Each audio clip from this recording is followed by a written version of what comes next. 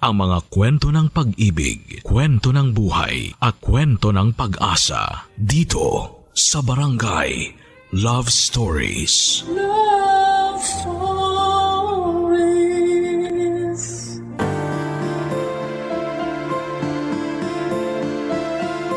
Minsan, may kaibigan tayo na may dinadalang bigat na hindi natin nakikita. At kahit gaano man siya kakilala, may mga laban siyang hindi mo kayang maramdaman. Ikaw, kabarangay, paano mo malalaman kung sapat pa ang lakas ng mahal mo para lumaban?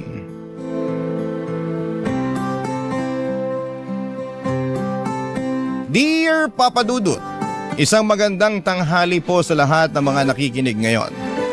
Itago niyo na lamang po ako sa pangalang Roda, 27 years old at nagtatrabaho bilang isang guro dito sa Isabela. Matagal na rin po akong tagapakinig ng inyong programang Barangay Love Stories. Kaya naman naisipan ko rin na gumawa ng sulat para maikwento sa inyo ang parte ng buhay ko na kailanman ay hindi ko makakalimutan. Pero bago ko ipagpatuloy ang sulat na ito ay humihingi ako ng malawak na pangunawa sa ating mga kabarangay na nakikinig ngayon. Dahil alam ko na magiging sensitibo at baka ma-trigger ang kanilang mga sarili sa pakikinig. Makulit akong estudyante, papadudot noon. Sabi nga nila palagi akong hyper at nakakahawa raw ang energy ko. Kaya naman tuwang-tuwa ang mga kaklase at professor ko noon. Pero syempre hindi pwedeng mawalan ng kontrabida sa buhay natin. At sa buhay ko, isang tao lang naman ang hindi natutuwa noon sa akin. Ang tahimik at supladong kaklase ko na si Kevin. Palagi siyang tahimik sa classroom tapos ay naiinis ako kapag sinasaway niya ang kaingayan ko kahit wala namang kaming klase. At mas lumiliit pa ang mundo naming dalawa nang siya ang manalong presidente at ako naman ang vice president ng student council ng college university namin, Papa Dudut.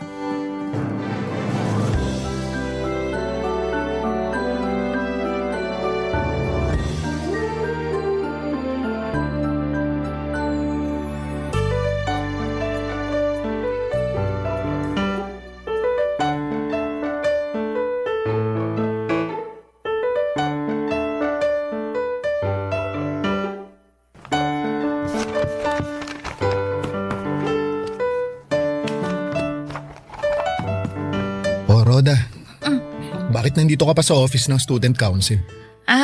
May mga tinatapos pa kasi akong basahin ng mga proposal para sa event na gusto kong gawin ng iba't ibang organization. Ayoko namang basta pirmahan na lang lahat para lang maipasa ko sa'yo. Bukas mo na tapusin yan, paggabi na oh. Saka ikaw na lang ang tao dito. Ano ka ba, Kevin? Ayos lang ako. Sanay naman akong gabi na umuwi. Sigurado ka? Anong ibig mo sabihin? Hindi mo pa ba alam? Ang alin ba? Ang sabi nila may batang lalaki daw na palaging nagmumulto dito sa office ng student council. Naririnig daw ng ibang estudyante kaya ayaw nilang nagpapagabi dito. May ibang araw na nakakita na sa multo na yun eh. Talaga? Oo, nakakatakot nga raw yung itsura ng bata.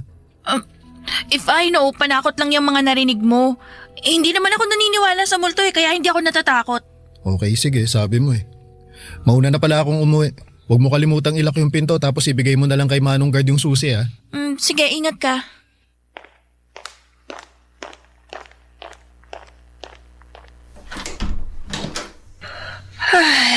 Naantok na talaga ako. Di bali, konti na lang naman to, matatapos ko na lahat. Ay! Tumayo! Ay, Kevin, ikaw ba yan? Uy, Kevin! Kala ko ba umuwi ka na? Kevin!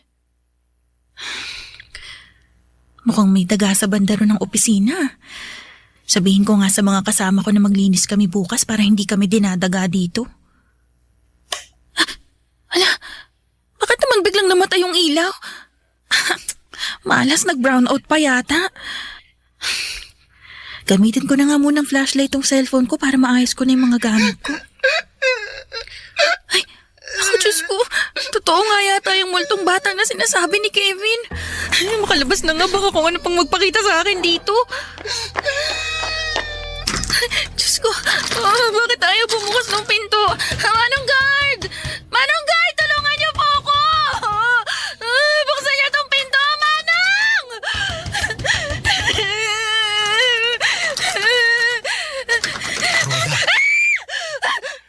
Kevin! Roda, ako lang to si Kevin. Uy, relax. Imulat mo na yung mga mata mo, uy. May ilaw na ulit, oh.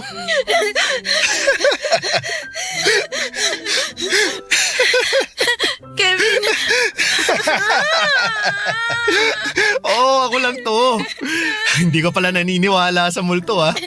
Pero yung mukha mo, halos mawala na ng dugo sa sobrang putla mo. Ulo ka din, no? Ikaw lang pala yung umiiyak at nananakot sa akin. Ay, nako. Sorry, ang sarap mo kasing pagtripan eh. Grabe talaga yung itsura mo kanina. Kung nakita mo lang ang sarili mo sa salamin, parang gagapang ka na sa seg, kaya nilapitan na kaagad kita eh. Ay, nako. Oh, ba't nakatitig ka sa akin? Ano ba to?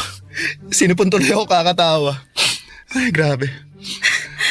Teka, narealize ko lang kasi na marunong ka rin palang tumawa, no? Oo naman. Anong tingin mo sa akin, manhid? Saka walang hindi matatawa kapag nakita yung itsura mo kanina. Nako, Kevin, sinasabi ko sa'yo, babawian talaga kita sa susunod, makikita mo. Sige, paghahandaan ko yung pagbawi mong yan. Pero sa ngayon, umuwi na muna tayo kasi baka may magpakita na talaga sa atin dito sa office.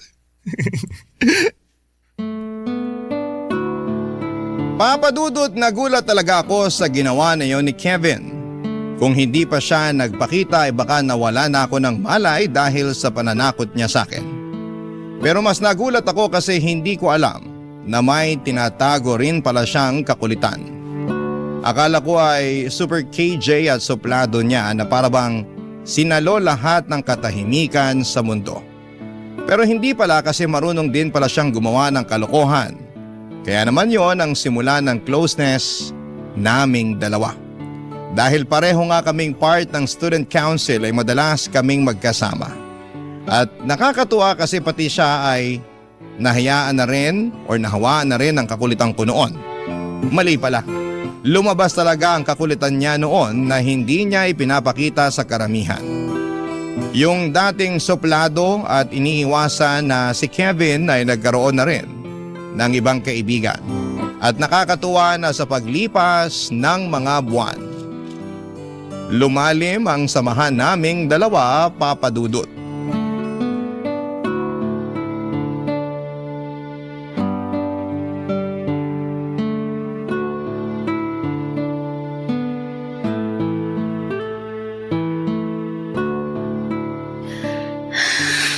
Sa wakas, natapos ko na rin tong research paper ko. O Roda, magkape ka muna. Naku, salamat. Nag-abala ka pa talaga na dalhan ako nito. Nakita ko kasi na ang busy-busy mo sa ginagawa mo kaya lumabas muna ako kanina para bumili ng kape. Bakit pala dito sa office mo tinatapos yung research paper mo? Maingay kasi sa bahay ngayon dahil nandun pa sina tita. Baka hindi ko lang matapos tong kailangan kong tapusin kapag umuwi agad ako. Hindi pa naman deadline ng research paper natin kaya hindi mo kailangang madaliin na tapusin yan. Ayos lang, para wala na rin ako masyadong iintindihin sa mga susunod na araw.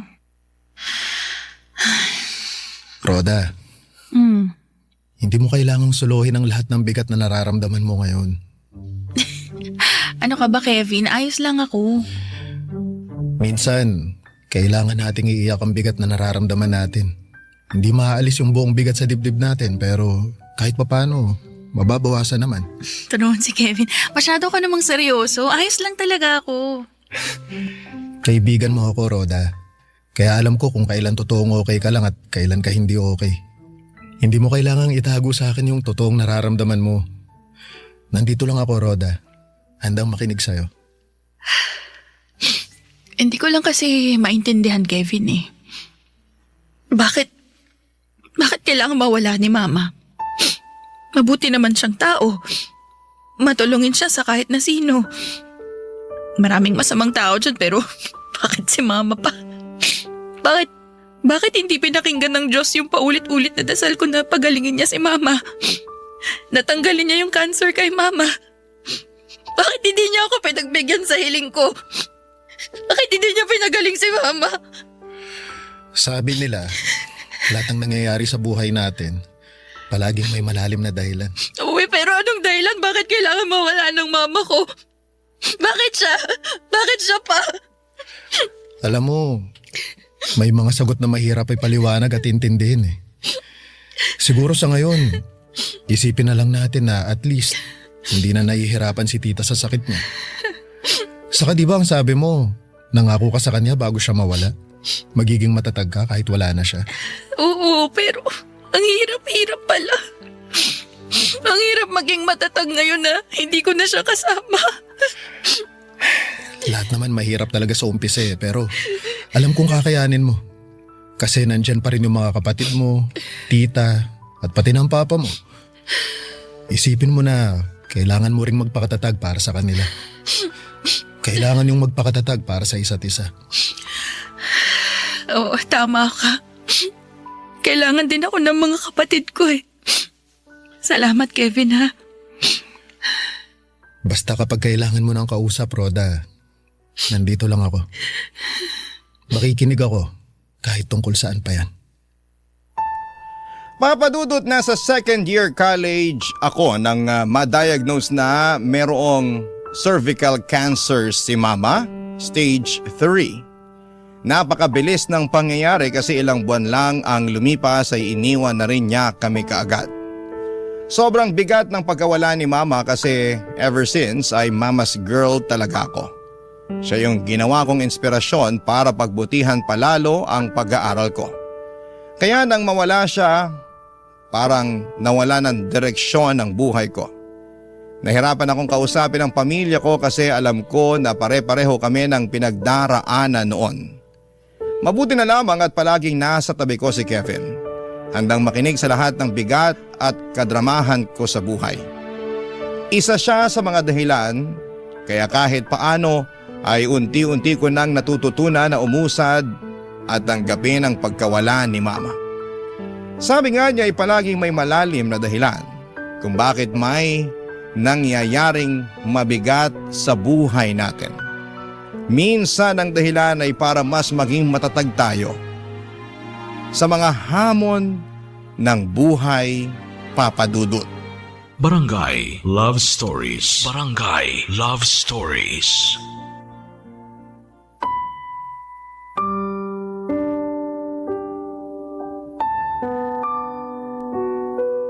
Papadudot, mas lalo pang lumalim ang pagkakaibigan namin ni Kevin to the point na palagi na kaming magkasama sa loob ng university. Akala nga ng ibang kaklase namin ay may relasyon na kaming dalawa.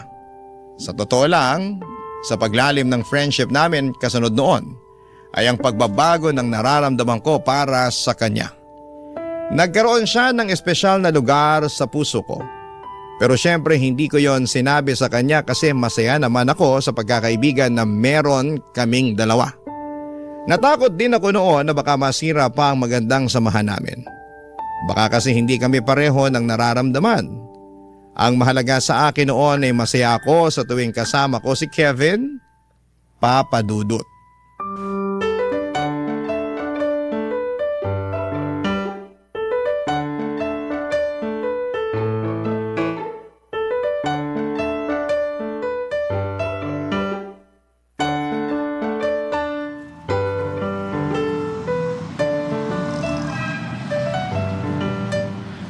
Buti na lang hindi pumasok yung prof natin sa last subject, no?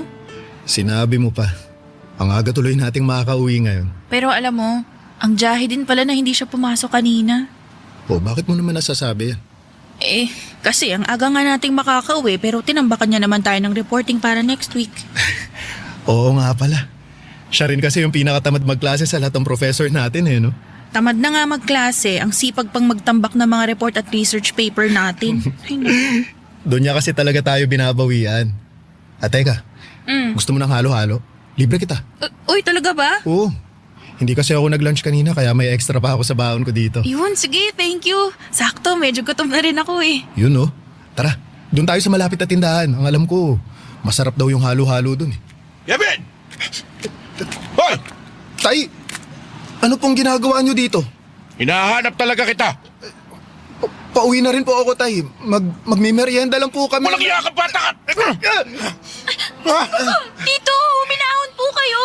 Hindi niyo po kailangang saktan si Kevin. Namanahimik ka dyan! Dahil hindi ikaw kinakausap ko at ikaw, Kevin, ilabas mo yung pera ko! Ano pong perang sinasabi nyo? Ba't nagmamahang-mahangat ka pa talaga? Ilabas mo na yung perang ninakaw mo sa akin! Tay, nasasaktan po ako, Tay. Bitawan niyo po ang braso ko. Mas masasaktan ka talaga kapag hindi mo binalik yung perang ninakaw mo! Tito, bitawan niyo na po si Kevin. Sabi ko sa'yo, huwag ka makikialam, Neng, ha? Kung ayaw mong pati ikaw, masaktan! Tay, wala po talaga ako ninakaw na pera sa inyo, Tay. Napakasinungaling mo talagang bata ka. Wala namang iba kukuha ng pera ko sa kwarto kundi ikaw lang. Kaya ilabas mo yung pera ko. Akin na yung perang ninakaw mo. Wala nga po ako ninanakaw sa inyo. Ano wala, ha? Sigurado ka? O sige, kakapkapan ko itong mga bulsa ng pantalon mo, ha? Tay,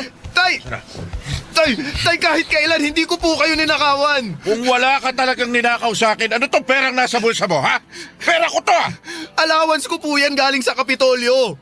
Tinitipid ko po talaga para sa mga susunod na araw na pasok ko. Baka sinungaling mo talagang bata ka. Manang-mana ka dyan sa nanay mo. Akin na to lahat ng pera to. Lahat na to, ninakaw mo to. Pero Tay, Tumahimik ka dyan kung ayaw mong mas masaktan ka sa bahay mamaya.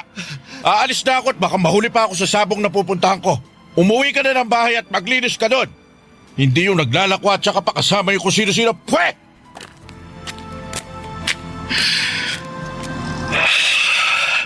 Kevin, ayos ka lang?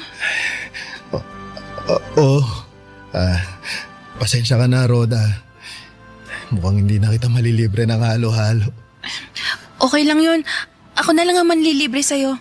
Naku, wag na. Kailangan ko na rin pala kasing umuwi. Pasensya na ulit, Roda. Papadudot nang maging close kami ni Kevin ay lumabas yung pagiging masayahin niyang tao.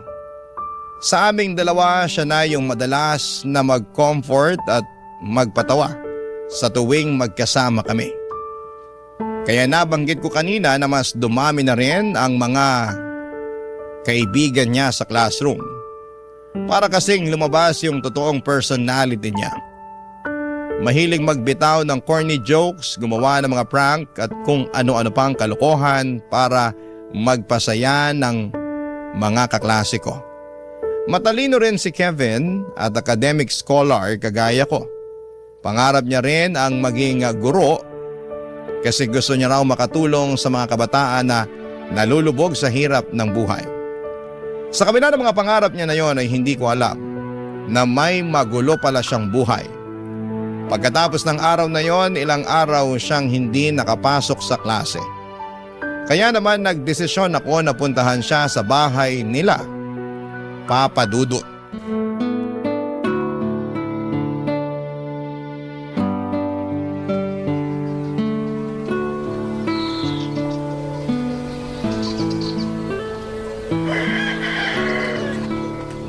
Tao po!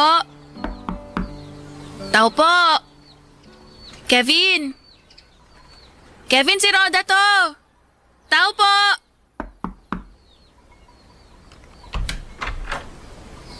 Oh, Neng. Aga mo namang bulahaw. Ano bang kailangan mo? Magandang umaga po. Ano maganda sa umaga kung sinira na ng pang-iistorbo mo? Ano bang kailangan mo?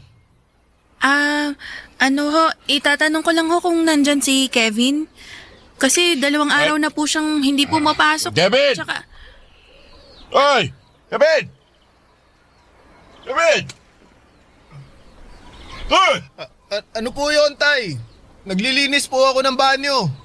Puntahan mo itong bisita mo at nakaka-istorbo ng umaga eh. Sige po, Tay. Hintayin mo na lang. Pupunta na dito si Kevin. opo, salamat po.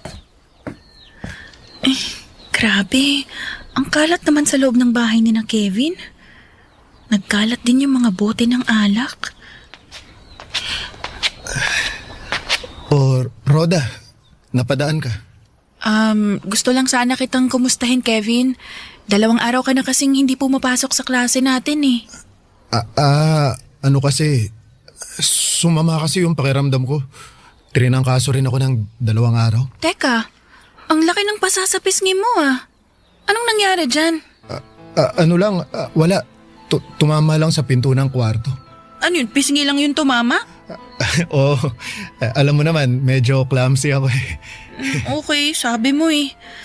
Alam mo, napansin ko lang na parang ang aga naman yata maglasing nung tatay mo. Almusal niya na kasi yung alak eh. Actually, almusal, tanghalian, tsaka hapunan. Kaya medyo makalat din sa loob kasi marami rin siyang nainom kagabi. Sorry ah. Hoy, Kevin! Bili mo nga ako ng alak sa tindahan. May pera ko pa naman dyan, di ba? Sige po, tay. Tara, Roda. Libre kita ng soft drink sa tinapay doon sa tindahan. Dali, malapit lang yun dito.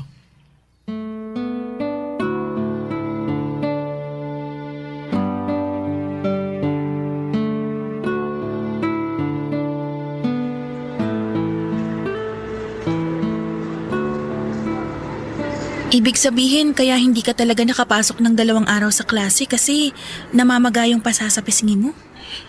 Oo, saka may bukol ako noon sa Kitang-kita kahit buong gabi ko nang nilagyan ng yelo. Natalo kasi sa sabong si tatay noon. Umuwi ng lasing na lasing kaya ako ang napagbalingan niya ng init ng ulo. Ito ng soft drinks tsaka pandikoko mo, Roda. Salamat, Kevin ah. Tanong ko lang ah, palagi bang ganyan yung tatay mo? Hindi naman palagi pero medyo madalas lalo na kapag natatalo siya sa sabong. Alam mo, Roda, hindi naman ganyan dati si tatay. Sobrang bait niya nun. Masipag magtrabaho at saka walang kahit na anong bisyo. Anong nangyari? Bakit nagbago siya? Nasa 4th year high school ako nung lumaya si nanay. Natatandaan ko pa kung paano ko nakita si tatay na umiiyak habang nagmamakaawa na wag umalis si nanay. Kaya lang, hindi rin siya nagpapigil at mula nung umalis siya, kahit kailan hindi ko na siya nakita. Wala ka bang kahit na anong naging balita sa kanya? Ang sabi ng tita ko may nakakita daw sa kanya na may ibang lalaki na kinakasama at may anak na daw sila. Kaya mula nun, nagbago na talaga si tatay. Dapat nga hindi na ako magka-college kasi ayaw ni tatay na mag-aaral ako eh. Buti na lang, nakakuha ako ng academic scholarship sa university tapos may financial assistance pa ako sa Kapitolyo. Yun na yung ginagawa mong allowance. Oo, tinitipid ko nga mabuti yon para hindi ko na kailangang humingi pa ng pera kay tatay eh. Kaya lang minsan kinukuha niya rin sa akin yung perang iniipon ko. Sa totoo lang, gusto na rin akong ampunin at pag-aralin ng tita ko. Kaya lang, ayokong iwan si tatay eh. Ayokong tuluyan siyang iwan mag-isa kaya ang sabi ko, ayos lang ako. Basta kasama ko si tatay.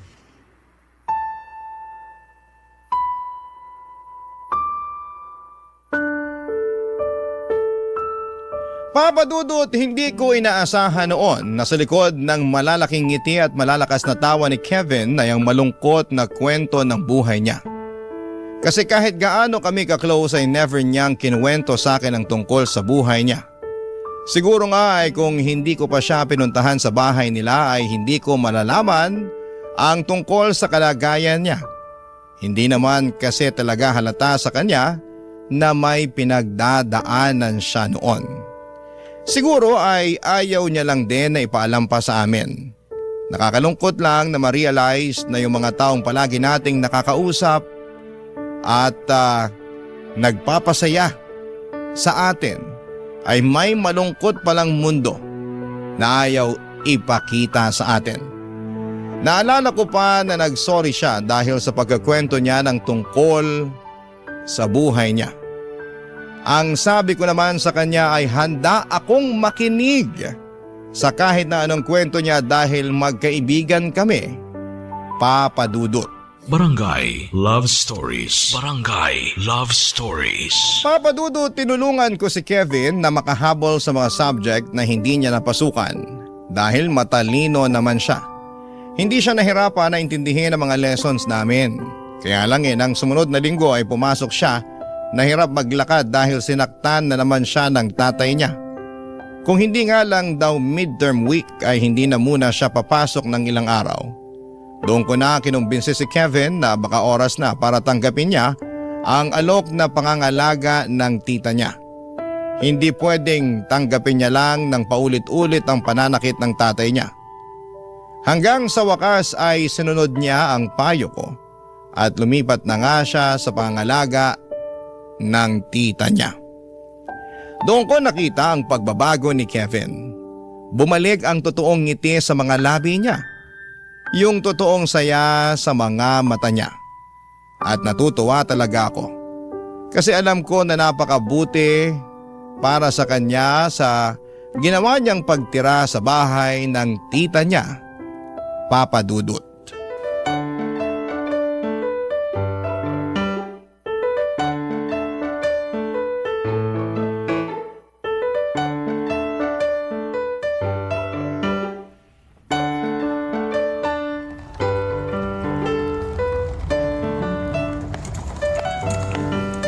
Kevin, inom ka munang tubig, oh. Salamat, Roda. Yung mga props, huwag niyong kalimutang ilagay sa harap ng stage ha. Yung mga line niyo, kabisado niyo na ba? Uy, bakit wala sumasagot sa akin? Kapag nagkamali pa kayo sa mga line niyo mamaya, hindi ko na talaga alam kasi ilang beses na tayong nag-rehearse. Uy, Kevin, kalma lang. Hindi mo naman kailangan magtaas ng boses eh. Ikaw ba, Roda, kabisado mo na mga lines mo para sa stage play mamaya? Opo, direk. Kabisado ko na po. Nakausap ko na rin yung ibang kaklase natin. Alam na rin nila yung gagawin nila. So, ibig sabihin, may 1 oras ka pa para kumalma at magpahinga. Pasensya ka na. Alam mo naman na dito nakasalalay sa stage na to ang final grade natin sa history, di ba? Oo, alam ko naman yun. At seryoso naman ako sa sinabi ko na kabisado ko na yung mga line ko. Mabuti naman kung ganun. Kung bakit naman kasi stage play pa talagang ginawang final exam sa atin ni Sir Albert eh. Mahilig kasing manood ng stage play si Sir kaya pinagawa niya sa atin to. Pero Kevin, wag ka mag-alala. Sigurado ako na magiging maayos ang lahat. Maipapasa natin ang subject na to.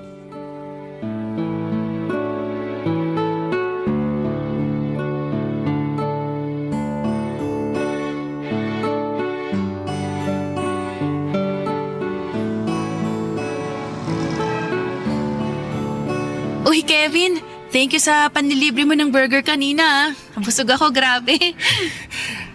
Thank you din, Roda, kasi pinakalma mo ako bago magsimula yung stage play kanina. Iba na kasi talaga yung kaba ko nun eh. Sabi ko naman sa'yo, walang magiging problema. Kita mo, binigyan tayo ng 1 na final grade ni Sir Albert para sa stage play natin. Alam mo ba, muntik na akong maluha nung sabihin niya yun kanina. Alam mo, napansin ko nga yun. Akala ko nga tutulo pa pati uhog mo eh. Grabe ka naman sa akin.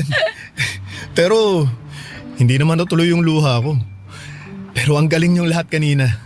Napabilib niyo ako sa acting at saka sa pagbitaw niyo ng mga linya ninyo. Eh paano? Ang galing mo kayang mag-direct. Direct Kevin. Ay. Lalo na kapag oras ng rehearsal, nasa'yo talaga lahat ng atensyon namin. Kasi nakita namin kung gaano ka kaseryoso na makakuha tayo ng mataas na grade sa subject na to. Nasa isang grupo lang tayo, kaya gusto ko na pare-pareho tayong mag-e-effort dito. Ikaw kaya ang pinaka-ma-effort sa lahat. Mas marami ka pang naging trabaho kaysa dun sa assigned stage manager natin eh. Hindi naman. Ayoko lang naiasa sa ibang tao yung mga bagay na kaya ko namang gawin. Yan yung pinaka-nagustuhan ko sa'yo, Kevin.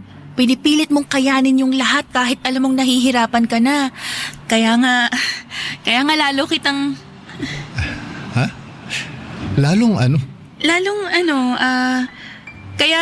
Kaya lalong tumaas yung respeto ko sa'yo bilang isang kaibigan dahil sa ganyang ugali mo, Kevin. Dati na naman akong ganito. At alam mo yan kasi isa ka sa pinakamatagal na kaibigan ko dito sa university, Roda. Medyo lumalalim na rin ang gabi, no? Tara, uwi na tayo. Sige, tara, Kevin. Papadudod sa totoo lang ay alam ko sa sarili ko na tuluyan nang nahulog ang loob ko para kay Kevin noon. Yung paghanga na nararamdaman ko ay na-develop na sa pagmamahal.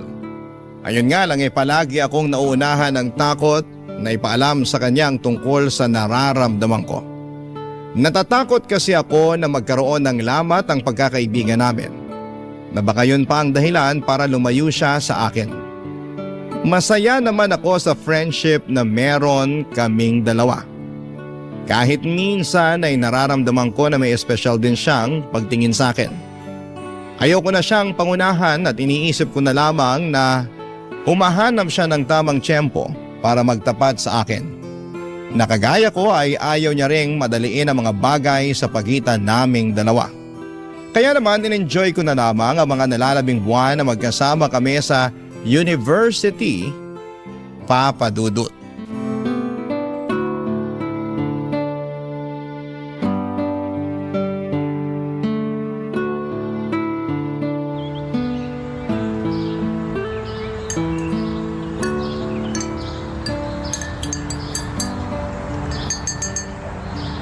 Kevin, kape. Thank you, Rhoda. Thank you rin sa pagdala ng mamon para sa merienda natin. Wala yun. Alam ko kasi na paborito mo yan. Grabe, ang bilis ng panahon, no? Ay nako, sinabi mo pa. Parang dati lang, sinusungitan mo ako sa classroom tapos bukas. Graduation na kaagad natin. Bilis. Grabe ka naman sa sinusungitan. Hindi pa lang kasi tayo close noon kaya hindi pa tayo masyadong nag-uusap. Paano? Ang sungit mo kaya talaga dati. Hindi ko lang din nga kasi talaga alam noon kung paano makipagkaibigan. Naalala ko na ilang beses mo pa akong sinaway dahil sa kaingayan ko nun sa loob ng classroom natin. Parang naaalala ko yan. Nagre-review kasi ako noon tapos ang lakas ng boses mo kaya hindi ako makapag-concentrate. Kaya hindi ko napigilan yung sarili ko na sawayin ka. Kita mo, alam mo rin sa sarili mo kung gaano ka kasungit dati. Pero nagkaroon naman ako ng character development. Ay, diba? sobra. Kaya nga tuwang-tuwa yung mga kaklase natin sa'yo kung alam mo lang. At nangyari lahat yun ang dahil sa'yo. Rhoda, thank you . Thank you. Para saan? Para sa pagiging isang mabuting kaibigan sa akin. Ay, nako naman. Naging mabuti ka rin namang kaibigan sa akin. Kaya quits lang tayo. Sa bagay, tama ka. Pero alam mo, aaminin ko na malaki ang naging impact mo sa buhay ko. Kasi napalabas mo yung totoong ako. Naturuan mo ako kung paano magpakatotoo sa sarili ko. Ikaw yung naging dahilan para maging mas matapang ako. Kung hindi kita nakilala, hindi ko na alam ang gagawin ko sa sarili ko . Kaya, thank you, Rhoda. Sa pagbibigay ng kulay sa college life ko. Ano ba yung mga sinasabi mo, Kevin? Nakakaiyak naman. Sinasabi ko lang naman yung totoo. Mahirap na, baka hindi ko pa masabi sa huli kung gaano ka ka-espesyal para sa akin. Ano? Hindi ko maintindihan. Pagkatapos kasi ng graduation natin, Rhoda, luluwas na ako ng Maynila. Aalis ka na ng Isabela? Oo. Aalis ako kasama si tita. Ang sabi niya, doon na lang daw ako sa Maynila mag-review at mag-take ng board exam. May kakilala daw kasi siya sa isang opisina doon kung saan pwede ako magtrabaho habang nagre-review. Pero babalik ka pa naman, di ba? Oo naman, syempre. Hindi ko nga lang alam kung kailan. Kaya nga gusto kong sulitin ang araw na to at magpasalamat sa'yo kasi ikaw yung naging tulay para mas lalong lumakas ang loob ko. Sabi mo nga, di ba? Magkaibigan tayo. At ang magkaibigan palaging nagtutulungan at nagdadamayan. Basta, Kevin, nandito lang ako palagi para sa'yo, ha? Alam ko na hindi naging madali ang buhay natin pareho. At ano man ang maramdaman mong bigat o problema, tawagan mo lang ako, ha? Palaging bukas ang linya ko para sa'yo.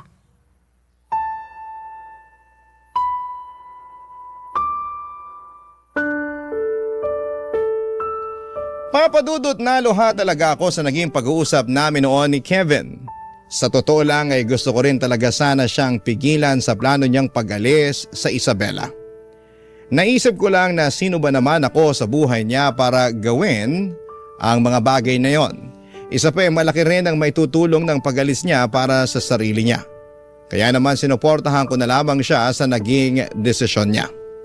At sa araw ng graduation namin ay mahigpit na yakap ang pinabaon ko sa kanya. Kasunod noon ay ang pangako na palagi kaming magtatawagan at muling magkikita.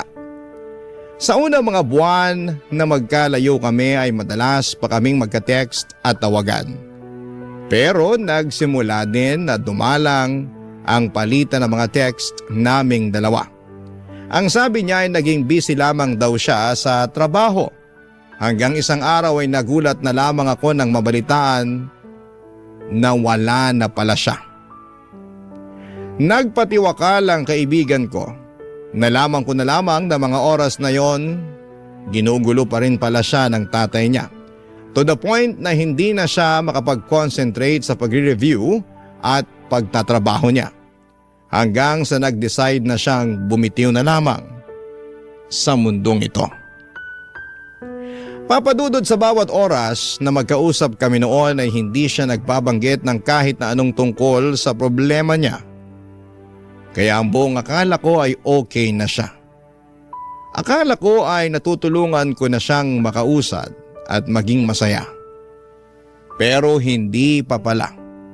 May mga oras din na napapatanong ako na paano kaya kung nagawa ko magtapat ng nararamdaman ko para sa kanya.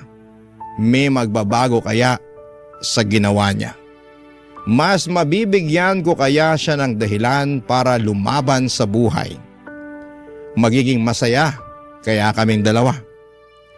Wala nang masasagot sa mga katanungan kong yan, Papa Dudut, pero umaasa ako na dahil sa kwento na ito ay makapagbigay ako ng paalala sa mga taong may mabigat na pinagdadaanan sa mga oras na ito, na palaging may mga tenga na handang makinig sa atin. Huwag sana tayong mahiya at matakot na humingi ng tulong mula sa kanino man. Lalo na sa mga oras na parang hindi na natin kayang lumaban sa buhay. Hanggang dito na lamang po ang aking kwento, ang inyo pong kapuso at kabarangay forever, Roda. Ano ang masasabi mo sa ating Barangay Love Stories today? Aabangan namin yan sa aming comment section. Ang mga kwento ng pag-ibig, kwento ng buhay at kwento ng pag-asa dito sa Barangay Love Stories. Love Stories.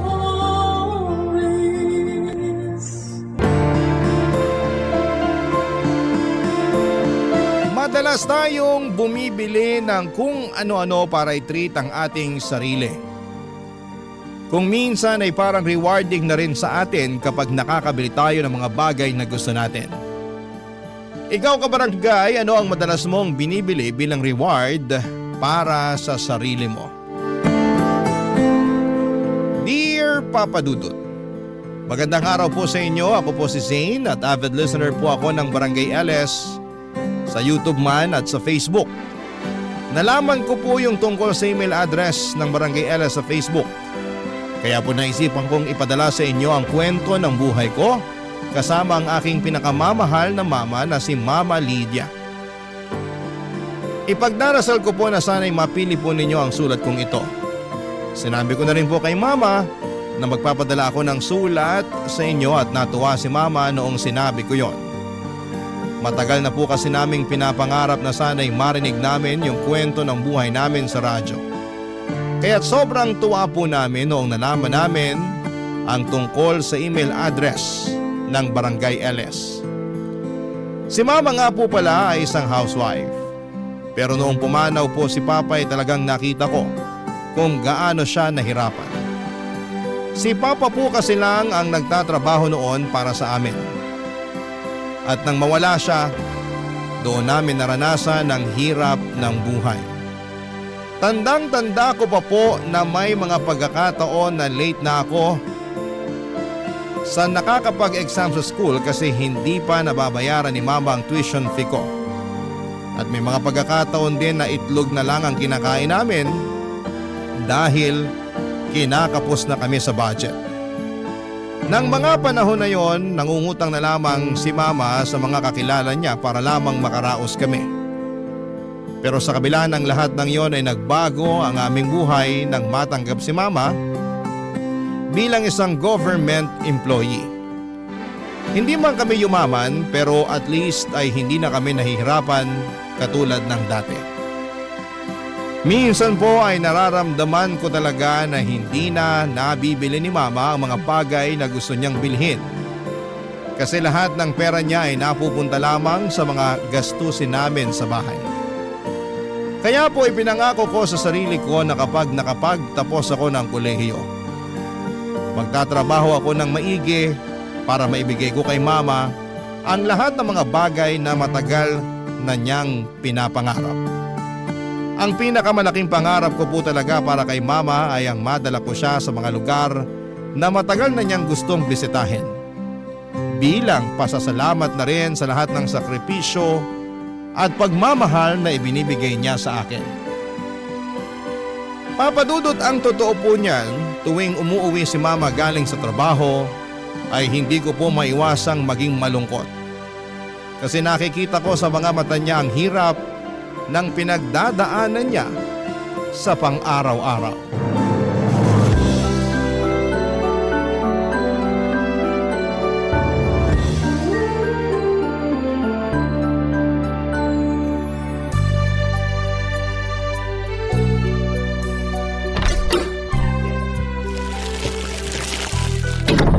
Anak, pasuyo naman oh.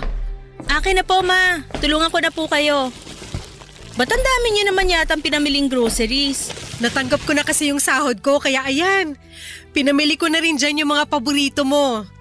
Nga pala, kumusta ka sa school kanina? Okay naman po. Medyo stressful lang kasi ang dami kong projects.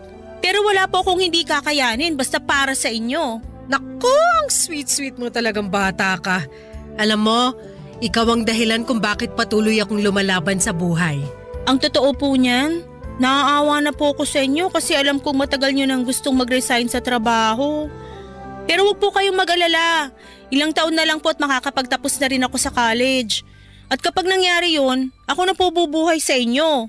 Promise mo yan ha? Syempre naman! O nga pala, may gusto sana akong ipagtapat sa'yo. Ano po yun? Nagbabalak na akong mag-resign next month. Seryoso? Sigurado na po ba kayo dyan? Oo naman. Ang totoo niyan, matagal ko na tong pinaghandaan. At sapat na rin yung naipon kong pera sa bangko. So ano pong balak niyong gawin? Magnenegosyo tayo. Anong klaseng negosyo naman? Alam mo kasi, noon pa man, pangarap ko na talaga magkaroon ng sariling kainan. Pero syempre, naudlot yun nung ikinasal ako sa papa mo. Pero hindi po magiging madali yan. Paano na lang kung hindi pumatok sa masa yan at malugi lang kayo? Napaka-negative mo talagang bata ka. Paano natin malalaman kung hindi natin susubukan, di ba? Kung sa bagay.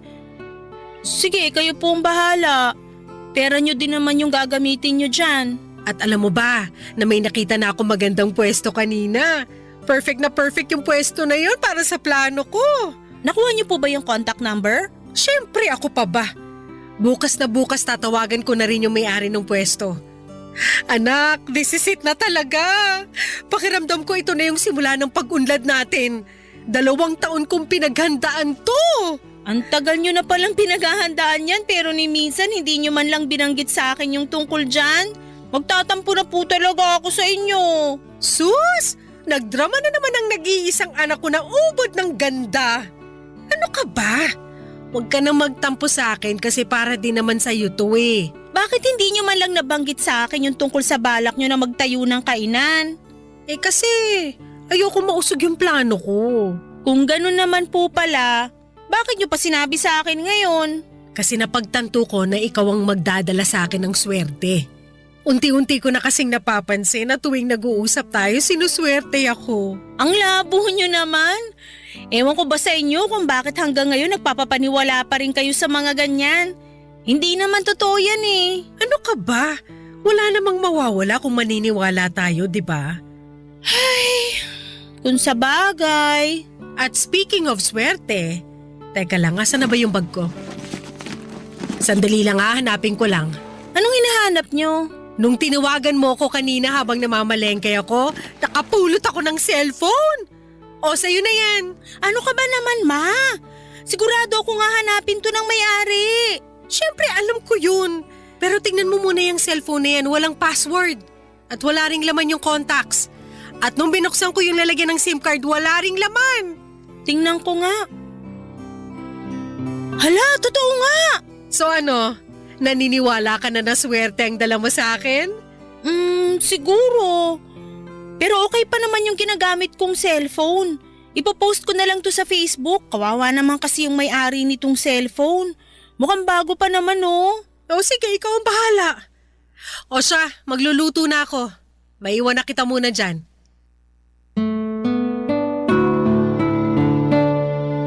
Habang nagluluto si Mama ng gabing yon ay naisipan ko pong i-post sa Facebook yung cellphone na nahanap niya. Marami pong nag-attempt na i-claim yung cellphone pero hinanapan ko talaga ng resibo yung mga gustong kumuha. Kasi yun lang po ang paraan para mapatunayan na sila nga ang tunay na nagmamay-ari ng cellphone. Pero wala pong nakapagpakita sa akin ng resibo. Kaya hanggang ngayon ay nasa drawer ko pa rin yung cellphone. Anyway, Papa Dudut, sobrang mapamahiin po talaga si Mama. Naniniwala po talaga siya na tuwing tinatawagan ko siya ay sinuswerte siya. Natatawa at hinahayaan ko na lamang po si Mama sa mga gusto niyang paniwalaan kasi alam ko naman na harmless yon. Hindi ko na rin po siya masisisi kasi yung henerasyon niya ay lumaki sa mga ganitong paniniwala at pamahiin. Hinahayaan ko na lamang po siya kasi wala naman pong masama sa mga pamahiin na gusto niyang paniwalaan niya. Kaya't iniintindi ko na lamang. At tungkol doon sa plano ni Mama makalipas ang ilang buwan, natuloy na po yung plano niyang mag-resign sa trabaho at tinuloy po niya yung pangarap niyang magtayo ng sarili niyang kainan sa pwestong nagustuhan niya. Tandang-tanda ko pa noong mga panahong yon ay hindi po sapat yung savings ni Mama para ipatayo ang kainan at nagkautang pa po siya para lamang maipatayo yung kainan. Pero sa kabila ng lahat ng hirap at sakripisyo ay nagbunga po ang lahat.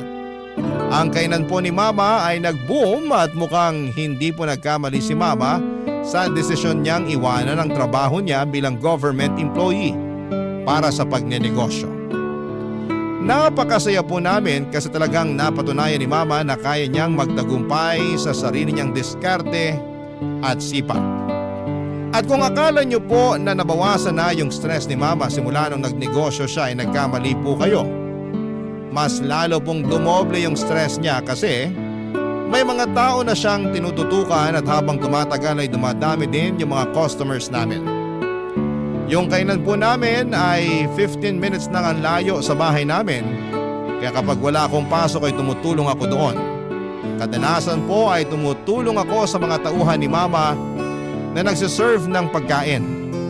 Naglilinis ng mga mesa, nagwawalis at kung ano-ano pa. Aaminin ko na nakakapagod yung negosyo na yon pero masasabi ko rin po na worth it ang lahat ng pinagdaanan ni Mama para lamang maipatayo ang kainan namin, Papa Dudut.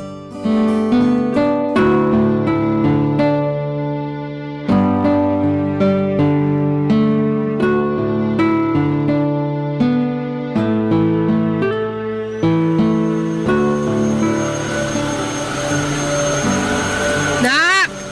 Ma, may sinasabi po kayo? Patayin mo nga muna yung vacuum. Ay, sandali lang. Patayin ko lang to. Pasensya na po, medyo maingay kasi tong vacuum eh. Ano ka ba naman? Ba't ka pa kasi nagba-vacuum dyan? Ipaubaya mo na yan sa mga tauhan natin. Hayaan nyo na po ako. Ito na nga lang yung matutulong ko sa inyo eh. Tapos pipigilan nyo pa ako. Ay naku, napakaswerte ko talaga sa'yo.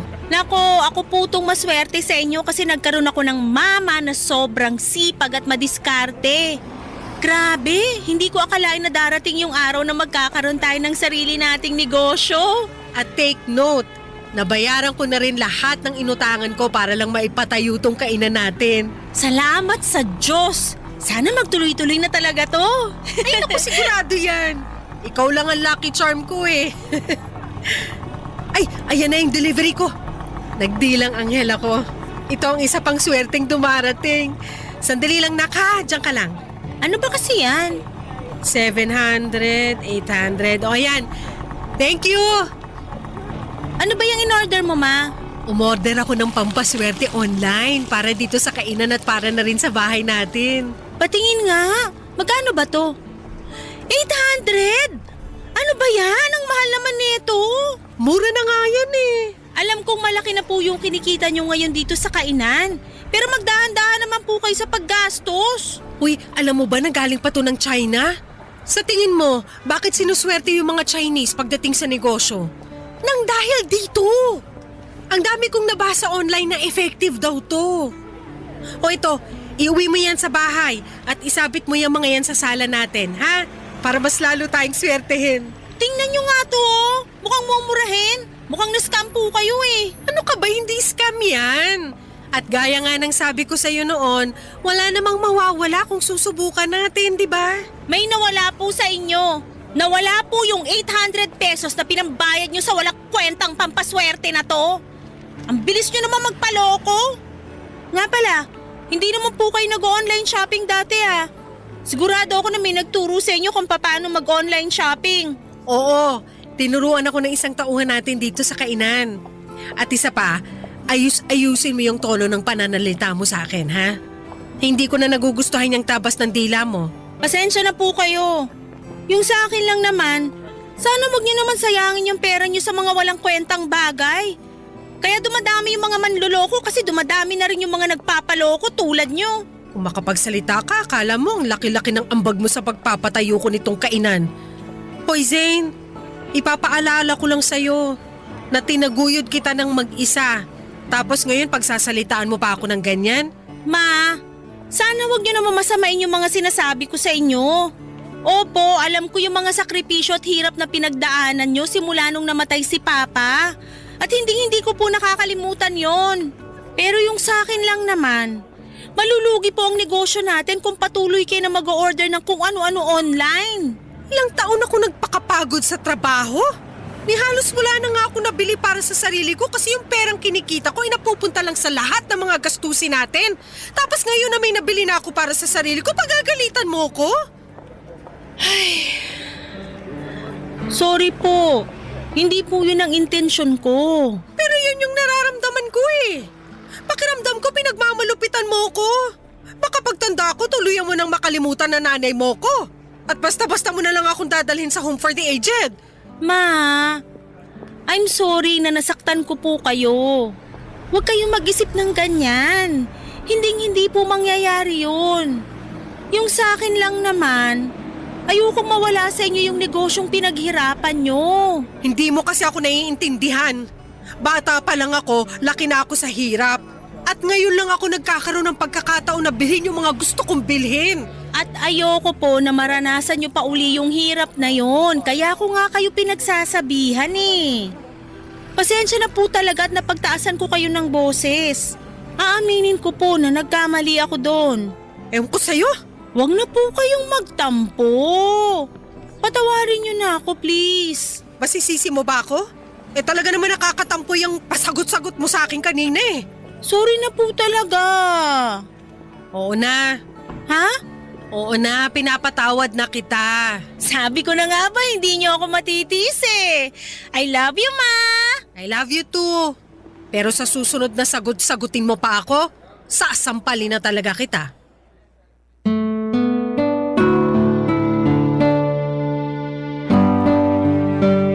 Buti na lang po talaga at nagkabati kami kaagad ni Mama noong araw na yon. Pero Papa Dudut, siguro naman ay naiintindihan ninyo kung saan ako nang gagaling, hindi ba? Oo, siguro yung maliit lang na halaga yung 800 pesos para gawing malaking issue. Pero ang ayoko lang talagang mangyari ay yung mag-aksaya si Mama ng pera para sa mga nakikita niya online.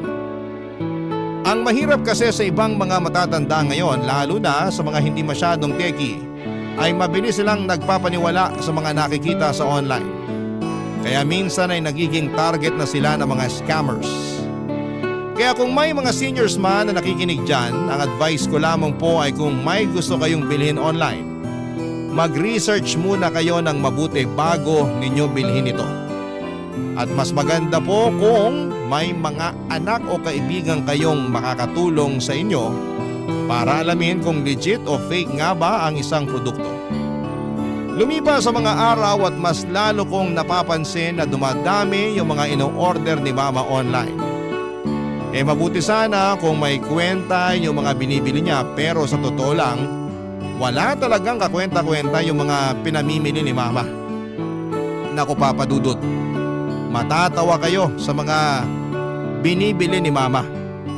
As far as I remember, bumili siya ng pang-crack ng itlog, tapos bumili rin siya ng machine na nag-slice ng mga saging, at bumili pa ng napakaraming toilet paper na nag-glow in the dark.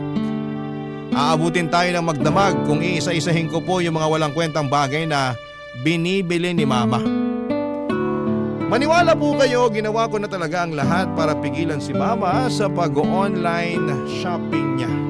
Pero tuwing sinusubukan ko siyang pigilan, nag-aaway lamang kami at nagkakasamaan ng loob, Papa Dudut. Barangay Love Stories. Barangay Love Stories. Himala na lang po talaga at hindi pa nalulugi ang negosyo namin sa dami ng mga pinamimili ni Mama. Noong mga panahon na yon ay dinadagsa pa naman ng mga customers ang kainan namin. Kaya yung perang winawaldas ni Mama sa mga walang kwentang bagay ay nababawi rin naman niya kaagad. Pero Papa Dudut, ang totoo, ang hirap po talaga. Kating-kati na akong pigilan si Mama ng mga panahon na yon. Pero kahit na anong paliwanag ko kay Mama ay hindi niya pa rin ako maintindihan. Kinuwento din sa akin ni Mama na noong bata pa siya ay sobrang hirap daw ng buhay nila. At mas mahirap pa daw sila sa daga at yung mga gamit niya noon ay puro luma at sira-sira. Kaya ngayon ay bumabawi siya sa sarili niya at bumibili ng mga bagay na gusto niyang bilhin dahil sa may pera na siya. Pero Papa Dudut, alam ko po na hindi magtatagal ay mawawala lahat ng pinaghirapan ni Mama kung magpapadala lamang siya sa emosyon niya. Kaya naman patuloy pa rin akong tumututol sa pag-online shopping niya. Kaya isang araw habang natutulog si Mama ay napag-isipan ko na i-install yung shopping application sa cellphone niya. Noong nagising po siya ay nataranta siya at nagsisigaw kasi wala na raw yung application. At nagpanggap ako na wala akong alam sa mga nangyari. At nagsinungaling ako kay Mama at sinabi ko sa kanya na may virus ang cellphone niya. Pero tuso po si Mama kasi noong araw na yon ay pumunta siya sa paggawaan ng cellphone at nagpatulong siya sa mga technician para ma-install muli yung shopping application sa cellphone niya. At nung mga sumunod na linggo ay palala ng palala at pamahal ng pamahal yung mga pinamimili ni Mama online. Dumating na sa puntong bumili siya ng flat screen TV kahit maayos pa naman ang TV namin.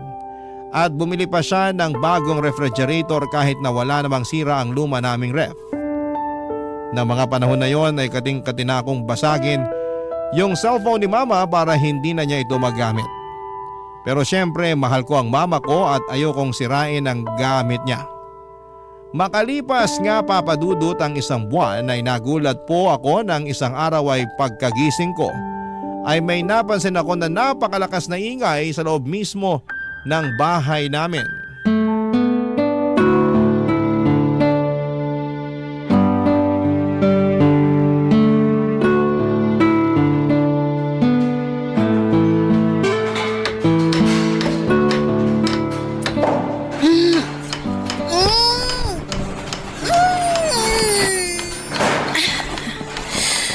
Ano ba naman yan? Ang ingay!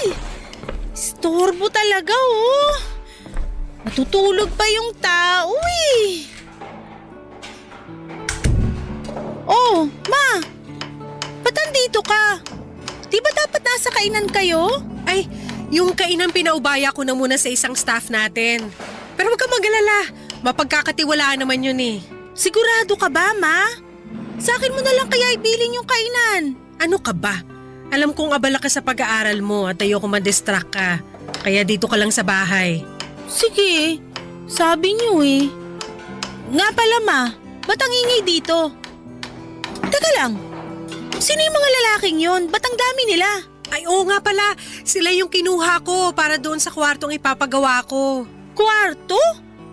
Dalawa na nga lang tayo dito sa bahay tapos magpapagawa pa kayo ng isa pang kwarto?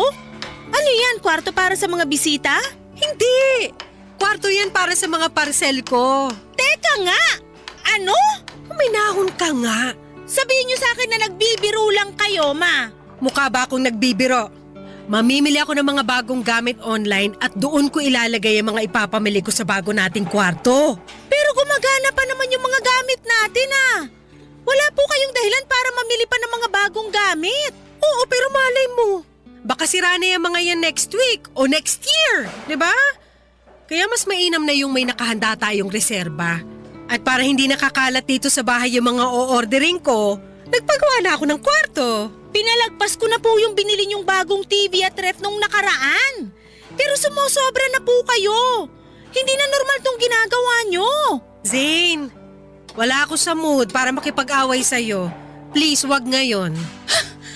Kakagising ko lang, Ma. Sa tingin niyo ba nasa mood ako para makipag-away sa inyo? I'm sorry, pero hindi ko na matitiis to. Puntahan niyo yung mga lalaking yun at sabihin niyo sa kanila na hindi niyo na itutuloy yung pagpapagawa ng bagong kwarto. Ano? Naiibang ka na ba? Kinontrata ko na ang mga yan. Kung hindi niyo kaya, pues ako na mismo magsasabi sa kanila na tigilan na tong kalokohang to. Sige, gawin mo at palalayasin kita rito. Alam kong hindi niyo magagawa sa akin yan. Huwag mo akong susubukan.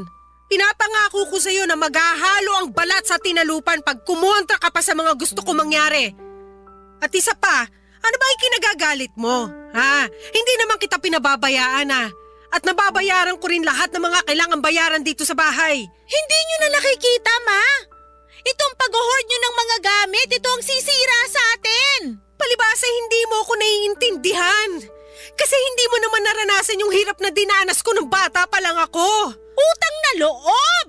Hanggang kailan niyo balak gawing rason yan, ha? Rinding-rindi na po ako sa dahilan niyo na yan. Gusto ko po kayong intindihin pero sa puntong to, ang hirap-hirap niyo na unawain. Kung nahihirapan ka na sa akin, edi lumayas ka! Hindi ko kailangan ng anak na minamanduhan ng bawat galaw ko. Intindihin niyo rin naman ako. Minamanduhan ko po kayo kasi nag-aalala ako sa inyo at mahal na mahal ko po kayo. Kung ganun lang din naman, pues, wag mo na lang ako mahalin. Kasi nanliliit ako sa sarili ko. Pinamumukha mo sa akin na bobo ako tuwing pinaparamdam mo sa akin yung pagmamahal na sinasabi mo. Ma, nakikiusap ako sa inyo. Tigilan niyo na to, please. Pagod na ako sa buhay na to, Zane. Yung pag-o-order na nga lang yung nagpapaligaya sa akin, tapos ahadlangan mo pa? So kailan kayo titigil? Kapag nalugi na yung negosyo natin? Ano bang pinuputok ng butsi mo? Maayos ko naman na napapatakbo yung negosyo natin Alam niyo po, sa totoo lang, gustong-gusto ko nang questionin kung paano kayo nakapagpatayo ng negosyo in the first place Kasi sobrang irresponsable niyo po pagdating sa financial decisions. Ano?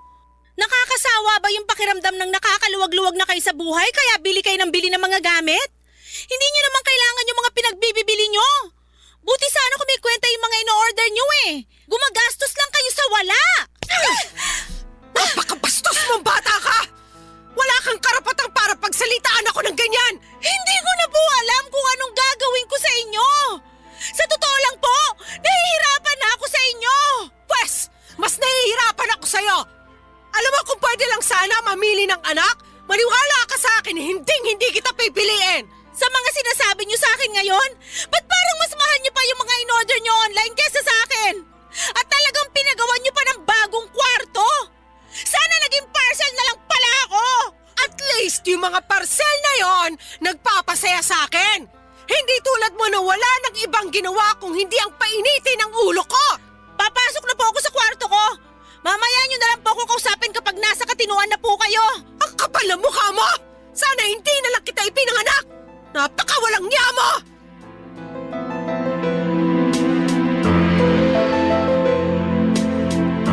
Hanggang ngayon ay sobrang nakokonsensya pa rin ako sa kung papaano ko sinagot si Mama noong araw na yon. Nagdilim lang po talaga ang paningin ko at hindi ko na napigilan ang sarili ko noong nalaman ko na nagpagawa si Mama ng kwarto para sa mga parcel niya. Hindi ko matanggap na patuloy pa rin siyang nagbubulag-bulagan sa pagiging hoarder niya, Papa Dudut. Kaya napag-isipan ko po na mag-research tungkol sa kondisyon ni Mama. Nang tinignan ko sa internet ay napag-alaman ko na ang tawag pala sa kalagayan ni Mama ay hoarding disorder at isa itong mental health condition. At alam ko rin po na kapag sinabi ko kay Mama na kailangan niya nang magpatingin sa isang professional ay hinding-hindi siya papayag. Kaya hindi na ako nag-abala na sabihin kay Mama na may mental illness siya. Gulong-gulo din po ako noon dahil nagsisimula ng humina ang kita namin sa kainan. Sa totoo lang ay normal naman sa negosyo magkaroon ng mga panahong matumal ang benta at hindi sana yon magiging malaking problema, pero naging malaking problema siya dahil umabot na sa puntong nangungutang na si Mama ng pera para lamang makapag-online shopping. Doon ko po talaga napagtanto kung hindi ako kikilos at kung hindi ko tutulungan si Mama na tigilan ang bisyo niya sa pag-o-order ng mga gamit online ay pareho kaming pupulutin sa kangkungan. Kaya hindi na po ako nagdalawang isip na gumawa na ng paraan para maagapan ang sitwasyon bago pa ito lumala. Isang araw ay pumasok po ako sa kwartong pinagawa ni Mama at pagbukas ko ng pinto ay nakita ko ang mga parcel na nakatambak. Ang mas nakakapanlumo pa dyan, Papa Dudut, ay madami pang parcel na hindi nabubuksan ni Mama. Sobrang bigat po ng pakiramdam ko ng araw na yon. Pero alam ko na kailangan ko itong gawin hindi lang para sa negosyo namin, kundi para na rin sa kapakanan ni Mama, Papa Dudut.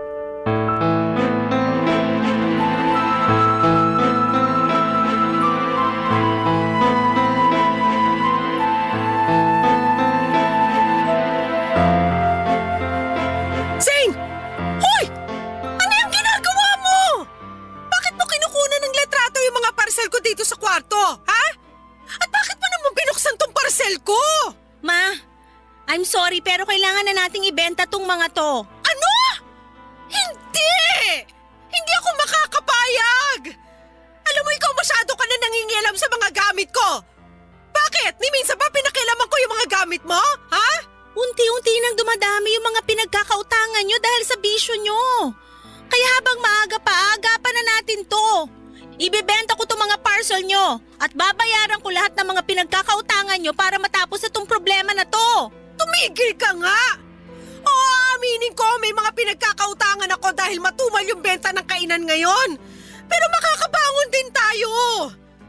Kapag dumami na ulit yung mga customers natin, mababayaran ko rin lahat ng utang ko. Maniwala ka!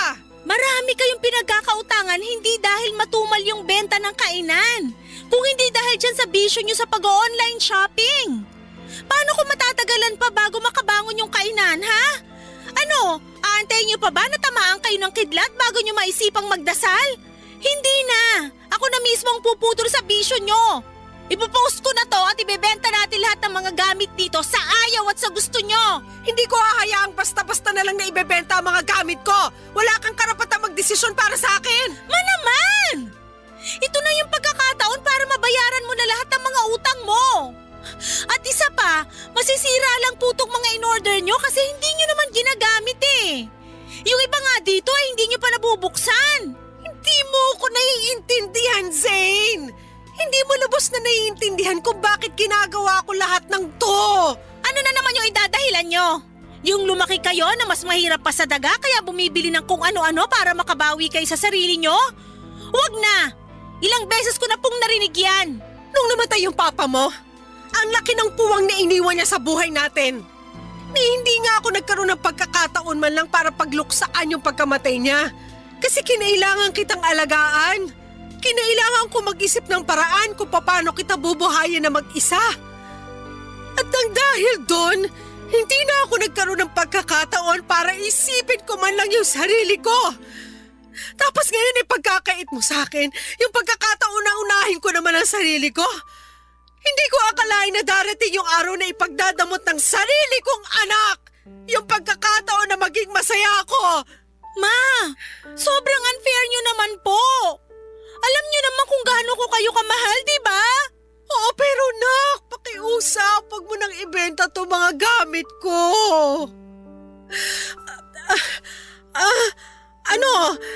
Pinapangako ko sa'yo na huling-huli na to. Hindi na ako mag-order ng kung ano-ano online. Pangako sa'yo yan.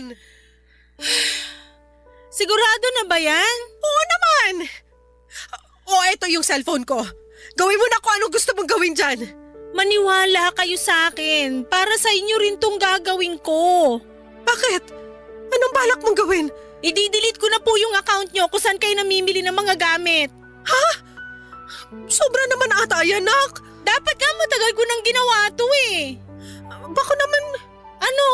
Baka naman pwede mo akong pagbigyan. Huli na talaga to. Naman! Please. Isang order na lang talaga. Sige na naman, payagan mo na ako. I'm sorry po, pero hindi pwede. Ayan, na-delete ko na rin yung account nyo sa wakas. Eto na po yung cellphone nyo. Nakakapanghinayang naman. Tingnan nyo nga itong mga gamit nyo sa kwarto na to. Kung may dapat man kayong panghinayangan, yun yung pera na nasayang sa kaka-online shopping nyo. Sige na. Ba't kanya ka makatitig sa akin? Ma, wag na wag po kayong magkakamali na gumawa ng bagong account. Sinoli ko po sa inyo yung cellphone nyo. Wag nyo naman sanang sirain yung tiwalang binibigay ko sa inyo. Oo na. Pangako hindi na ako gagawa ng account. At parang awa nyo na. Sana bayaran nyo na po yung mga pinagkakautangan nyo kapag nakaluwag-luwag na kayo. Huwag ka mag-alala, ako nang bahala dyan. Sigurado naman ako na makakabangon din yung kainan eh. Sana nga talaga. Pero di bale, ang mahalaga ngayon hindi na uli kayo makakapag-order ng kung ano-ano online. Nga po pala, siguro mas makakabuti kung gawin na lang nating guest room tong kwarto na to. Sayang naman po kung gagawin nyo lang tong bodega, di ba? Pero gusto kong nakikita yung mga pinamili ko sa kwarto na to. Ma, sana wag niyo masamain tong sasabihin ko sa inyo, ha? Ay, ayaw ko na sanang sabihin to eh. Pero mukhang wala na akong choice. Bakit? Ano ba yun? Yung pag-hoard nyo kasi ng gamit. Sa tingin ko hindi na normal yon. At pakiramdam ko makakatulong kung pupunta tayo sa doktor. Hoy Zane! Namimili ako ng mga kung ano-ano pero hindi ako baliw! Kalimutan nyo na lang po yung sinabi ko. Baka kung saan pa mapunta tong usapan na to. Tulad ng inaasahan ko ay nagalit si Mama nung sinabi ko sa kanya na isang mental illness ang pag-hoarding ng gamit. Pero makalipas ang ilang araw ay napansin ko na palagi nang nakatutok si Mama sa negosyo namin. Pero tuwing nasa bahay siya ay napapansin ko rin na parang hindi siya mapakali, Papa Dudut. Minsan ay nakikita ko sa mga mata at kilos niya na miss na niya yung pag-online shopping. Naiintindihan ko naman si Mama at medyo nakukonsensya din po ako na dinilit ko yung account niya sa shopping app.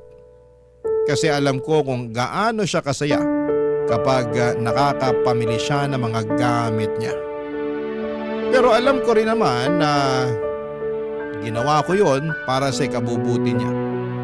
At para naman hindi na ma-bored si Mama sa bahay ay hinikayat ko na lamang siyang lumabas-labas kasamang mga kaibigan niya. At ipaubayan na lamang muna sa isang mapagkakatiwalaan na tauhan namin yung kainan at mukhang nakatulong yung advice na yon.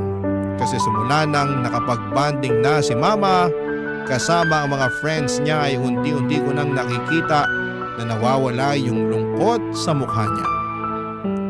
Hindi na rin naman buwabata si Mama, Papa Dudut, at sa tingin ko ay deserve naman niya yung makapag-enjoy at magkaroon ng oras para sa sarili niya. Kasi sino ba namang anak ang gustong makita ang mama niya na nakatunganga sa bahay at nai-stress palagi sa pagpapatakbo ng negosyo? Masakit para sa akin yon kasi ayokong nakikita si Mama na malungkot o parang napapaligiran ng mga problema. Kaya't nag-decide akong hikayatin siyang lumabas, magpahinga at magsaya. Kasi bilang isang anak ay gusto ko naman na makita siya na masaya at puno ng buhay. At ng mga panahon na yon, Papa Dudut, mga kabarangay, ay masasabi kong tuluyan ng iniwan ni Mama ang mundo ng online shopping. Barangay Love Stories. Barangay Love Stories. Habang tumatagal ay mas lalong lumaki ang social circle ni Mama at marami na rin siyang nakikilalang ibang tao at masaya ako para sa kanya. Kasi nakikita ko sa Facebook na nagsisimula na siyang mag-ballroom dancing at palagi silang nagkakasiyahan ng mga kaibigan niya.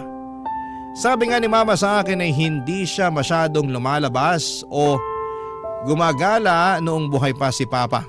Kaya natuwa ako na kahit papaano ay nagagawa na niyang makapag-enjoy at mag-explore ng mga bagay na hindi niya nagagawa noon. Pero Papa Dudut, hindi ko akalain na hindi pa pala tuluyang nakawala si Mama sa mundo ng online shopping. Isang araw pagkatapos ko ng klase, dumiretso ko sa kainan namin at doon ko napansin na may mga nakatambak na mga parcel sa loob ng stock room. At doon ko rin nalaman na inuutusan pala ni Mama yung isa naming tauhan para mag-order ng kung ano-ano online para sa kanya. Galit na galit ako noon, pakiramdam ko ay parang trinaydor ako ni Mama. Kaya't sobrang nanlumo ako. Hindi pa nga kami ganap na nakakabangon mula sa mga utang at ngayon ay nag-o-order na naman siya. Sinabihan ko yung tauhan namin na huwag papayagan si Mama na mag-online shopping. At sinunod naman niya ako. Pero tulad ng inaasahan ko ay nag-away na naman kami ni Mama noong pinagbawalan ko yung tauhan namin na tulungan siya sa pag-online shopping. Pero hindi ko po akalain na mas malaki pa pala ang problema na haharapin ko. Isang gabi ay napansin ko na may kaibigan si Mama na tumalaw sa bahay namin. At dinig ko na sinabi niya kay Mama na kung mag-i-invest daw si Mama sa negosyo niya ay malaki daw ang kikitain na pera ni Mama. Alam mo naman ako, Papa Dudut, sobrang protective ako pagdating kay Mama. Kaya talagang nagalit ako ng gabing yon. Parang may kutob kasi ako na scammer ang kaibigan ni Mama at niloloko lamang siya, Papa Dudut. Kaya noon nag-CR si Mama ay nakipagtalo ako doon sa kaibigan niya at pinalayas ko siya sa bahay namin. At doon na nga nalaman ni Mama yung ginawa kong pagpapalayas sa kaibigan niya, Papa Dudut.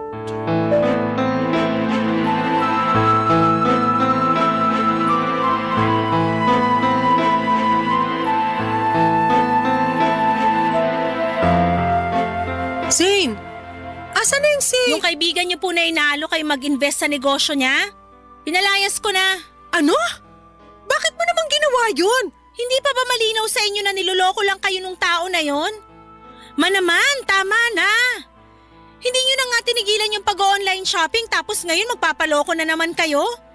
Kailan po ba kayo matatauhan? Yung taong tinatawag mong manloloko, yung taong pinalayas mo, kaibigan ko yun! Napakawalang modo mo! Wala na ako mukhang may aharap sa mga kaibigan ko nang dahil sa ginawa mo! Pwes, kung ganong klaseng tao lang din naman ang magiging kaibigan mo, di bali na lang. Alam mo, hindi na kita maintindihan! Hindi ba't ikaw tong humihikayat sa akin na lumabas-labas kasama ng mga kaibigan ko? Pinayagan na nga kitang i-delete yung account ko sa shopping app, di ba? Ipapaalala ko lang po sa inyo na never kayong tumigil sa pag-online shopping. Kung hindi ko pa nakita yung mga nakatambak na parcel sa stockroom ng kainan natin, hindi ko pa malalaman na inuutusan nyo lang pala yung isa sa mga tauhan natin na mag-order para sa inyo. Benta ng kainan yung ginamit ko para pambili sa mga parcel na yon. Hindi ako naniniwala sa inyo. Sigurado ako na nangutang na naman kayo para lang matustusan yung bisyo nyo. Tumigil ka na nga! Gaya ng sabi ko sa iyo noon, makakabangon din ng kainan at mababayaran ko rin ng buo yung mga pinagkakautangan ko, naintindihan mo? Yun na nga yun eh. Hindi pa nakakabangon yung kainan pero dinagdagan nyo na naman yung mga utang nyo. Huwag ka mag-alala kasi wala na ako mga utangan. Anong ibig nyo sabihin? Yung kaibigan ko na pinalayas mo, isa siya sa mga palagi nagpapautang sa akin. Kaya naman palang lakas ng loob ng mokong na yun na alukin kayo mag-invest sa negosyo niya. Makinig ka muna sa akin, ha? Nagkakamali ka kasi pag nag-invest ako sa kanya, sigurado ako na yayaman na tayo. Ipinaliwanag niya sa akin ang lahat at ang laki ng tubo na makukuha ko sa negosyo niya. Imposible po yan. Please lang, huwag na kayong magpapauto sa taong yun. Mas maliwanag pa sa sikat ng araw na scam yung inaalok niya sa inyo. Ang totoo niyan? Ma, huwag mo sabihin na… Oo, nakapag-invest na ako. Binigay ko na sa kanya yung 40% ng bayad ko. Diyos ko naman! Ano ba tong gulo na pinasok nyo? Maniwala ka. Ito nang simula ng pagyaman natin, anak. Sana ginamit nyo na lang yung perang yun para mabayaran yung mga utang nyo. Hindi ka naman kasi nakikinig eh. Kapag dumoble o tumriple na yung perang ininvest ko, hindi ko lang mababayaran yung mga pinagkakautangan ko kung hindi mabibili ko na rin lahat ng gusto mong bilhin. Yung gusto ko lang yung tigilan nyo na yung kahibangan na to. Bahala ka kung ayaw mo maniwala. Ganyan naman kayo mga kabataan ngayon eh. Wala kayong pinaniniwalaan at sobrang saradong mga utak nyo. Di bali na lang. Tatawagan ko na lang yung kaibigan ko na pinaalis mo. Hoy, humingi ka ng tawad pagbalik niya ha? Sige ma, subukan mong pabalikin yung dito at lalayasan ko na talaga kayo. Ha, talaga ba? Bakit? Kaya mo na ba ang sarili mo? Mas pipiliin ko pang matulog sa lansanga kaysa makita kayo na unti-unting nasisira dahil sa mga pinaggagawa nyo. Gusto mong lumayas? O di kunin mo yung mga gamit mo at umalis ka rito.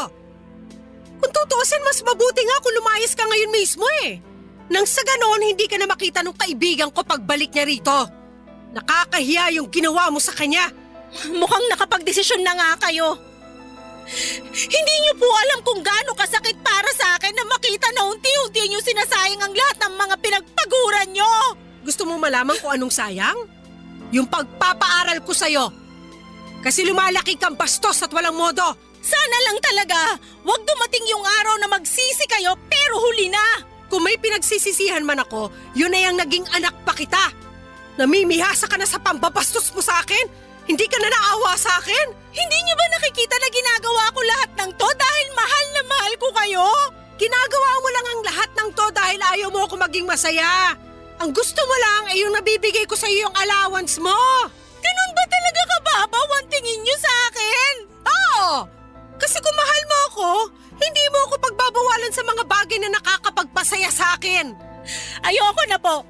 Wala nang patutunguhan tong usapan na to. Siguro panahon na para maghiwalay muna tayo. At saan ka naman pupunta? Bakit? May pera ka? Doon na muna ako sa best friend ko. I'm sorry, pero aalis na ako. Tatawagan ko na lang po kayo. Nang gabing yon ay umalis ako sa bahay namin at dumiretso na ako sa bahay ng best friend ko. Yun na ata yung pinakamahirap at pinakamasakit na desisyon na nagawa ko. Yung iwanan si mama, pero ang sakit din na kababae kong tao ay hinayaan lamang ako ng nanay ko na umalis at iwanan siya. Hindi man lang niya ako inalo. Pakiramdam ko na mga oras na yon ay okay lang sa nanay ko na may mangyari sa akin na kung ano. Hindi ko na talaga alam kung ano ang gagawin ko sa kanya ng mga panahon na yon. At naisip ko na baka kung magpapakalayo-layo ako ay matatauhan si mama at baka tigilan na niya ang mga hindi tamang ginagawa niya. Lalo na ang paggastos ng pera sa mga walang kwentang bagay. Buti na lamang papadudot at taus puso akong tinanggap ng best friend ko sa bahay nila. Dumaan ang mga araw na nanghihiram na lamang ako ng pera sa kaibigan ko na yon para may pangbaon ako. Mabuti na lamang at hindi pa due yung tuition ko noon kasi kung hindi baka hindi ko napanindigan yung desisyon kong layasan si mama. At kahit wala na ako sa bahay namin ay patuloy pa rin akong nagtitext at tumatawag kay mama. Pero hindi siya sumasagot at palagi niyang pinapatay ang tawag ko. Okay lang sa akin yon kasi at least alam ko na ligtas si mama at wala akong dapat na ipag-alala. Kasi napapatay niya pa yung mga tawag ko. Pero syempre kahit na ganoon ay hindi ko pa rin maiwasang mag-alala. Minsan ay gusto ko nang umuwi pero pinipigilan ko ang sarili ko. Sabi ko sa sarili ko ay hindi ako uuwi hanggat hindi nagbabago si mama. At tuwing wala akong pasok ay dumadaan na lamang ako sa kainan namin at doon ako nagtatanong sa mga tauhan namin tungkol kay mama. Ang sabi nila ay okay naman daw si mama at wala naman daw akong dapat na ipag-alala. Pero isang araw ay tinawagan ako ni mama at pinapauwi na niya ako. Kaya nagpasalamat ako sa best friend ko na pinatuloy niya ako sa bahay nila. At nung umuwi na ako sa bahay namin ay doon ko nalaman ang tunay na kalagayan ni mama, Papa Dudut.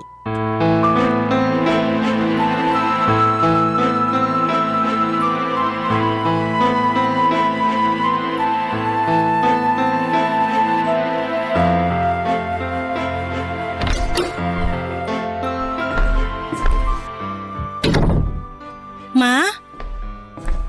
Zane, anak! Anong nangyari? Ba't kayo umiiyak? Yung perang ininvest ko, wala na. Ang laking halaga nun. Yan na nga ba sinasabi ko eh. Patingin ako ng cellphone nyo. Eto! Pambihira! Wala na! Pinlock na kayo nung mokong na yon. Pati yung iba pa mga kaibigan namin, hinikayat niya rin na mag-invest sa kanya, tinakbuhan niya rin. Ano nang gagawin natin? Huwag niyo na muna pong isipin yon. Baka mas lalo kayong ma-stress. Anak, sorry sa lahat ng mga nagawa at nasabi ko sa'yo. Sisig-sisi ako na hindi ako nakinig sa'yo. Akala ko kasi pinaghihigpitan mo ko eh, kaya ayaw mo ko maging masaya. Naman, ikaw na nga lang ang meron ako eh. Sa tingin niyo talaga magagawa ko yon? Kung ganun, bakit mo ko nilayasan? Nagawa ko lang naman yun kasi nawawasak na yung puso ko tuwing nakikita ko kayo na winawaldas yung mga pinaghirapan nyo sa mga walang kwentang bagay. At ngayong naiintindihan ko na kung bakit mo ko pinagsasabihan noon. Pero wala na yung perang ininvest ko, nak. Natangay na ng manluloko na yun. Di bali na lang po. Yung perang nawala sa inyo, pwede natin kitain uli yun. Pero pag kayo namatay sa stress, yun ang hindi ko kakayanin, ma. Mahal na mahal ko po kayo. Mahal na mahal din kita. Mapapatawad mo pa ba ako sa lahat ng mga nasabi at nagawa ko sa'yo? Ang totoo niyan, dapat ako nga itong humihingi ng tawad sa inyo eh. Oo, alam kong mali yung ginagawa niyong pagsasayang ng pera. Pero dapat hindi ko kayo binastos. Dapat kinausap ko na lang kayo ng maayos. Sising-sisi din po ako sa kung paano ko kayo sinagot-sagot noon.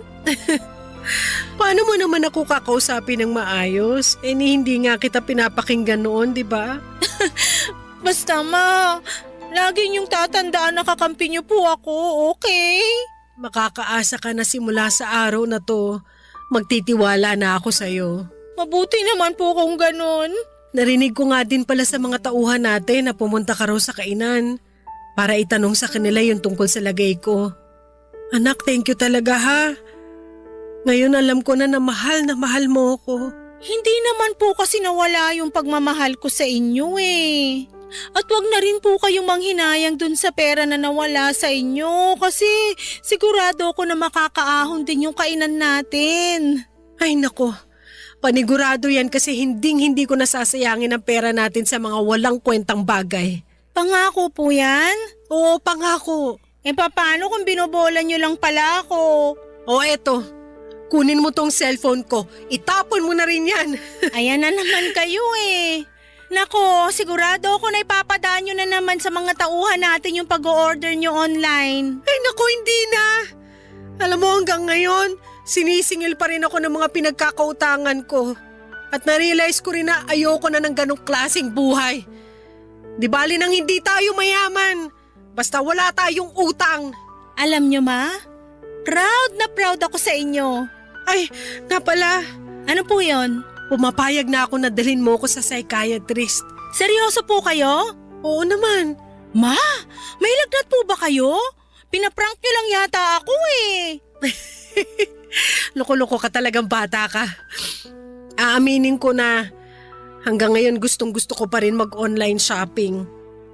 At alam ko na hindi mawawala tong kagustuhan ko mag-online shopping kung hindi ako hihingi ng tulong. Nananaginip ba ako? Oh, ayan. Ay, ma, makakurot naman. Buo na ang desisyon ko na magpatingin sa psychiatrist. Basta sasamahan mo ko, ha? Oo naman po, walang problema yan. Alam mo ba, nung nawala ka, na-realize ko rin na ang lungkot pala ng buhay ko. Hindi ko kakayanin kung wala ka. Kaya wag mo na akong iiwan, ha? I'm sorry po kung nagawa ko yun. Promise ko po sa inyo na hindi na mauulit yon. I love you, anak. I love you too, ma. Payakap naman ako.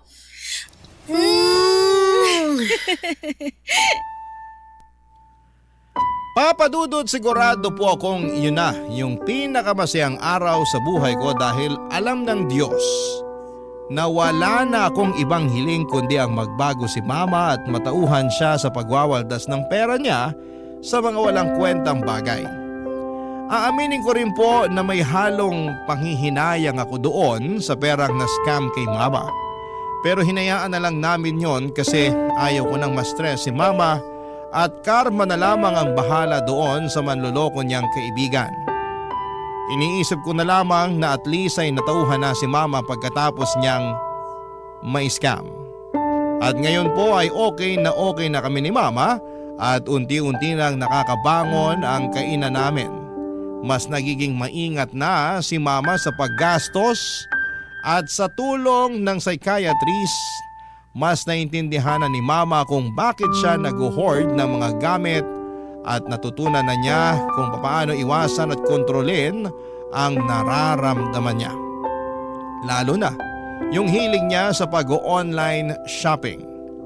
At dahil na rin sa tulong ng psychiatrist ay tuluyan ang iniwanan ni Mama ang mundo ng online shopping. At abala na si Mama ngayon sa pagbayad doon sa mga pinagkakautangan niya.